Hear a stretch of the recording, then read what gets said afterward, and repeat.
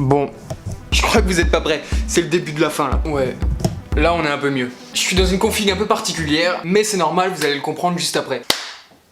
Comment ça va? Alors oui, je suis bel et bien passé sur TF1, c'était pendant le journal d'un 20h il me semble, en début janvier, donc ça fait je crois, ça fait 2 mois. Ça fait 2 mois quand même. Je suis pas très rapide. Mais je tenais à vous le faire partager. À propos d'Internet, parmi les photos les plus échangées sur les réseaux sociaux, il y a les photos de cuisine. La mise en scène des assiettes est même devenue une discipline à part entière. Elisabeth Tran, Jean-Yves Chamblet et Fabienne Moncel ont rencontré des spécialistes. Aujourd'hui, on va bien parler de photographie culinaire. Pourquoi est-elle si tendance? D'où vient cette envie d'immortaliser nos bons petits plats, de vouloir attirer l'attention en stimulant nos papilles? Omniprésente, la photographie culinaire a même son festival international. Bien équilibré. Ça tient pas à grand chose, c'est à 2 cm près, mais ça fait un peu toutes les différences. C'est pas toujours aussi facile que ce qu'on pense de prendre une belle photo d'un plat. Une nouvelle génération de foodies, comprenez passionnés de cuisine, partage son savoir-faire dans les médias sociaux. Et en fait, je vais tout simplement prendre 5, 6, 7 fois la même photo et en fait tout simplement en faire ça au fur et à mesure.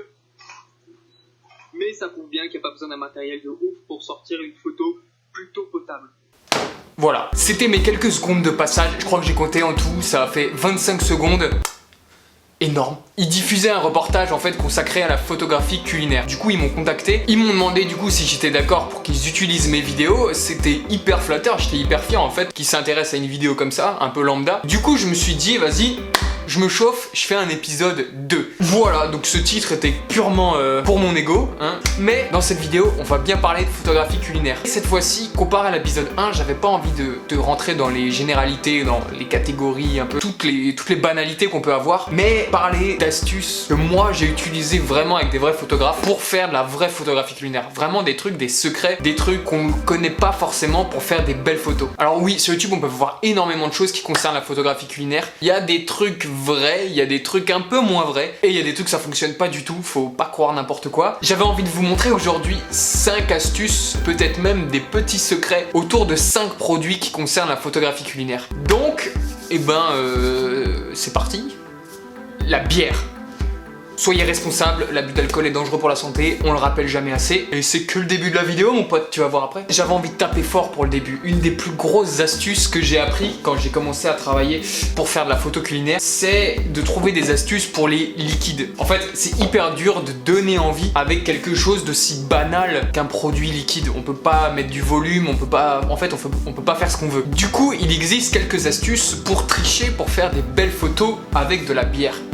Peu de gens le savent, mais la bière est très réactive avec le sel. Faut donner envie à la photo. Et du coup, c'est pour ça que le sel intervient. Et le sel va créer énormément de mousse à la photo. Et contrairement à une bière qui n'a déjà plus de mousse au bout de 2 minutes de service, là, vous allez pouvoir shooter la bière pendant 2-3 heures et la mousse va rester, elle va stagner. Et ça, c'est plutôt pratique. La réaction, elle est instantanée en fait. Bon, bah, pas de gaspillage. L'alcool. Vous pensiez vraiment qu'on shootait des vrais cocktails?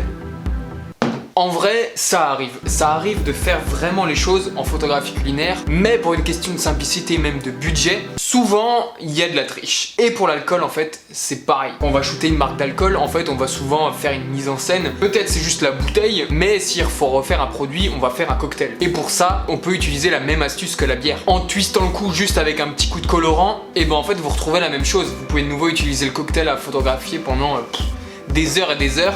La mousse va stagner, vous aurez des belles photos tout le temps. C'est hyper pratique. Faut se rendre compte aussi que là vous vous dites ouais on gâche de la bière par exemple en mettant de sel et c'est que des produits qui vont être jetés. Je déteste le gaspillage alimentaire, hein, faites très attention avec ça. Mais des fois il faut se dire que c'est dans tous les cas on va devoir prendre quelque chose en photo, on va prendre des produits en photo.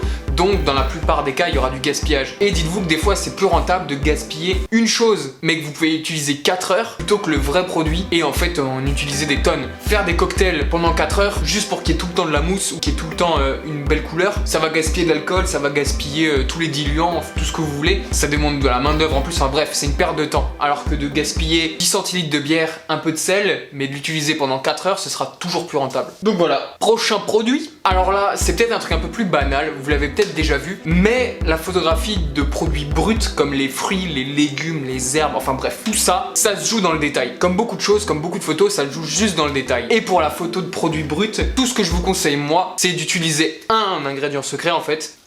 C'est de la laque. La laque, c'est impressionnant l'efficacité que ça a en photo, pour deux raisons. Comme par exemple sur une pomme, où elle n'a pas un aspect très brillant, elle n'est pas très alléchante, en photo, faut que ça claque, faut que ça donne envie, faut... Comme d'hab, c'est toujours pour les mêmes raisons. Et le fait de laquer la pomme, ça va lui donner un côté très brillant, et la lumière va vraiment bien se refléter sur la pomme. Ça va lui donner un côté où on a envie de croquer dedans en fait. C'est ça le plus important, c'est donner envie. Faut savoir que ça marche aussi par exemple avec les herbes, tout ça, avec une deuxième astuce en plus, et lui donner que le côté brillant, ça va surtout la rigidifier en fait. Et vous allez pouvoir avoir des produits qui vont se tenir pendant très longtemps, ça va briller, ça, enfin bref. Dans tous les cas, c'est pas pour être mangé, mais le résultat est vraiment cool. Beaucoup de gens le savent, c'est un truc un peu plus banal, mais c'est important de le préciser quand même. Le café. Le café, ça s'est beaucoup démocratisé ces derniers temps, beaucoup de marques se sont créées autour de ça, et du coup, ça en fait beaucoup de pubs. Ah oui.